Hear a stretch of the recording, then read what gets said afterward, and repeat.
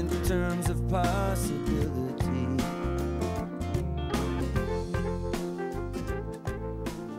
MSSIS gives us a global picture of all vessels on the high seas. It's in the best interest of the United States because we're working in a global economy. 95% of U.S. trade goes by sea. I went to look at how we were doing our maritime tracking and security. I was disappointed that we were only tracking 64 ships in the Mediterranean. I knew there were much more than that. MSSIS was the brainchild of Admiral Ulrich. They start talking to me in years, and they start talking to me in tens of millions of dollars. Just surveying the major companies that provide this kind of solution for the Defense Department, we realized that the Department of Transportation had already done similar work, and so we gave the Volpe Center a call and said, do you think you could work with us? And then they called me back within a couple hours and said, we can do it for a couple $100,000, and is next Tuesday okay? Well, every vessel of a certain size has a transponder on board, known as the Automatic Identification System. Until we developed the software system, AIS transponders only send off data to local ships. The innovative part of it was gathering all of the local reception of these radio signals and combining them into a worldwide system. At this bridge here over my shoulder, they have a very inexpensive AIS receiver that will be picking up the transmissions of all commercial vessels that are going through the Cape Cod Canal. In 2003, there was an oil spill caused by a vessel going outside of the channel. Now we're able to monitor and control traffic through Buzzards Bay utilizing AIS. It's like the navigational equipment on the vessel is using its walkie-talkie to call our antenna and telling our computer here, I am this boat and I am at this position, going this speed in this direction. The idea was to put together a voluntary network that cost virtually nothing, no barrier to entry for any country. Everybody was treated as an equal, where if you gave what picture you saw locally, you got everything that everybody saw. And really all they need is a laptop and some transponders, and they can participate and glean all this value out of the collective, the aggregate information, simply by adopting some inexpensive technology. But it has also now become a diplomatic tool. It's become a means to connect other nations that have similar goals, and that being maritime security and safety. Thanks for your help. We'll see you in the rerun. You have a good day. Thank you. Buzzards Bay, standing by on 12. Righty left, right left. Getting Ready is Arizona's strategy to get every inmate ready for release starting day one of incarceration. And that's where we began our story here at the Intake Center. When I hired Director Shriro, I said I wanted to put corrections back in the Department of Corrections. That it's really critical for us to know what everyone's needs are. To correct the path that inmate had been on. As you know, ma'am, this area is our diagnostic center. You know what most folks don't realize is that almost everybody who's sentenced to prison at some point in time is going to be released and go home. We start thinking about release the very day that they're admitted to prison, and then we develop individualized corrections plans incentivized with a tiered systems of earned opportunities. In order to earn an opportunity to work here, inmates have to be fully compliant with their corrections plan. Good deeds are rewarded, and we are in an environment now where the focus is on the positive. With this new EIP, I believe it's allowed me to make many good choices and decisions. It's made me more humble.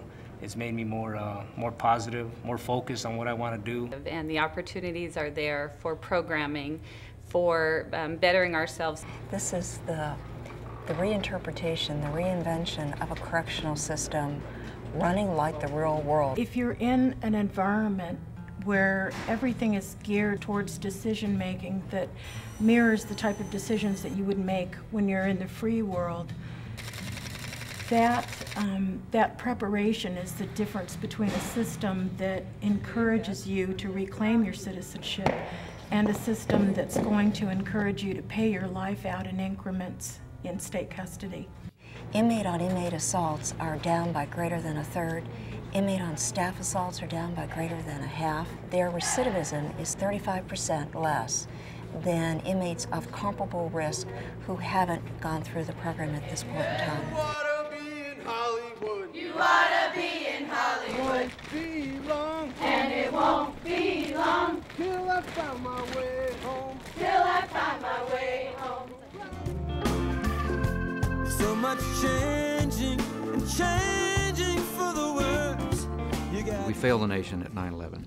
There were relevant bits and pieces that if they had been shared in an analytical context across the community, we could have understood exactly what was going on. The way the intelligence community was started and created, everyone had a stake and a claim, and no one really wanted to work together. We won't be successful unless we have cooperation of senior leadership as well as those managing the program. The goal is to develop leaders who can have an enterprise-wide perspective which will enhance integration and collaboration within the intelligence community in order to prevent the tragedy we experienced at 9/11. So the challenge for us now is how do we cause the connective tissues across the intelligence community agencies so that we can encourage sharing, require sharing, even hold a promotion hostage to the appropriate sharing. The Intelligence Community Civilian Joint Duty Program requires intelligence professionals to serve time outside their home organizations prior to achieving senior executive rank. If you want to get to the senior grade at the executive level, you need to have joint duty experience. It's totally revolutionary, the fact that I'm working with different agencies on a daily basis. Overall, we all know that if we're talking and communicating and cross-breeding our talent, we will benefit. Joint duty is doing that. Individuals are able to learn from one another and also to experience the culture of that organization. So it's a great program, and it just fosters the future of growing our future leaders within the intelligence community. And there is nothing like picking up the telephone and saying, "Hello, Mike," because you know the face, you know the voice, you have a common experience, and there's a bond and there's a level of trust. And that's what we're after. According to my computations, we're overdue for a transformation. Is it my imagination? Learn and earn is simply learn more, earn more. 80% of the jobs in North Carolina today require some form of post-secondary or college level credential. This is about creating an educated workforce so that businesses will want to come to your community, whatever that community happens to be. It's a wonderful opportunity for our kids to get the skills they need to compete in today's new knowledge-based global economy. It's an opportunity for students to earn college credit while they're in high school. Every high school becomes a satellite college, and every student can get 2 years of college for free with just 1 extra year at the high school. It's academic based, and I like that because it helps me get focused on the things that I really want to do in life. They can do it in a number of different ways. They can take courses online through the University of North Carolina system. They can take courses on a community college campus. Our students are actually on the campus of Fayetteville State University. And the cost is absolutely free. Learn and Earn doesn't require that a student has to engage in a one-size-fits-all learning environment, but allows the student to tailor what he or she's most interested in to his or her own learning style. Recently, I graduated from a Learn and Earn high school, and when I graduated with 2 years of university credit. I'll be entering North Carolina Central University's campus as a junior. The idea is that we pull in kids whose parents don't have degrees, and if you don't have a college degree, it's nearly impossible to navigate, higher education. Being the first generation of my family to go to college plays a major role in my family. I was going to join the military. College, wasn't exactly a mandatory thing for me to do, but coming into this program, I know, probably need to go to college. Being here, being on this campus, being with these teachers and students, it was a great experience, and it made me realize that college is very important to me. This program is producing a 21st century global workforce that my company can tap into in years to come. Kept what moved me, forgot about the rest. Took my young imagination to the acid test. New York is a city of neighborhoods, and here we are in one of the most famous, the Bronx. People really like the area. It's quiet, nice community, mostly working people, so They want to stay in the neighborhood if possible.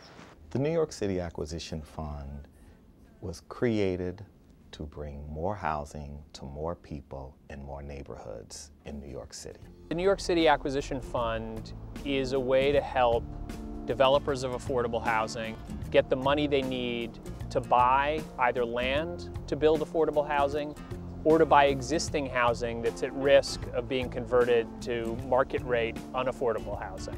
It's innovative first because it brings together the public and private and philanthropic sector in a very unusual way. We raised over $190 million from 16 major banks. We also worked with 10 different national foundations to raise about $34 million to lend it to people that banks alone wouldn't be willing to lend to.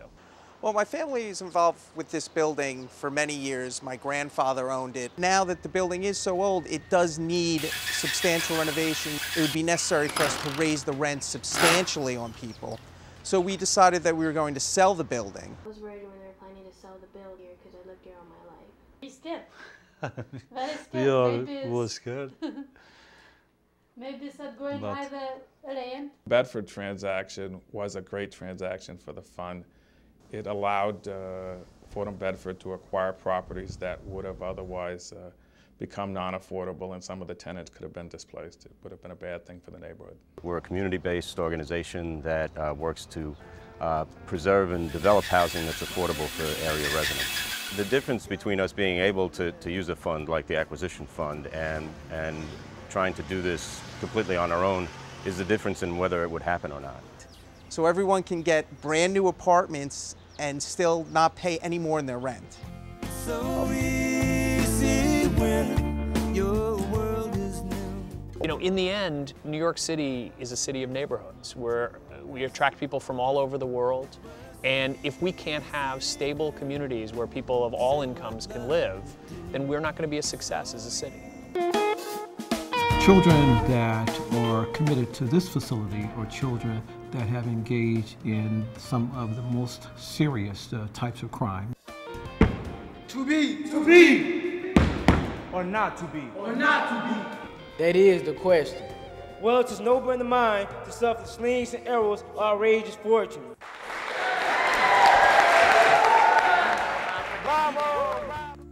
Sometimes people come to Missouri and say, where are the bad kids?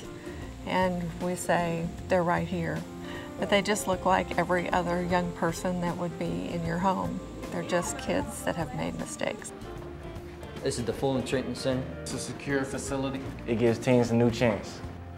This center is one of 32 in Missouri's continuum of care.